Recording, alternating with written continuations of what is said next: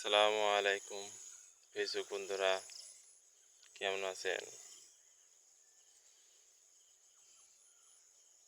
চলে আসলাম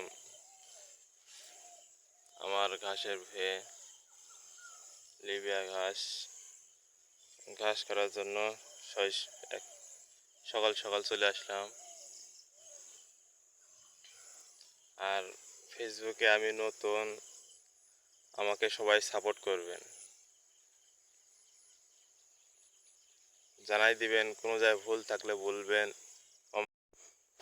আসসালামু আলাইকুম, শুভ সকাল। সকাল করে চলে আসলাম গরু ঘাস কাটার জন্য। ঘাসের অবস্থা খারাপ, সব পানি উঠে ঘাস মারা যাচ্ছে। আর এই হলে আমার ধানের ভুঁই। এবছর অনেক সুন্দর ধান হয়েছে, কিন্তু ধানের ভুঁইয়ে পোকা লাগছে বেশি।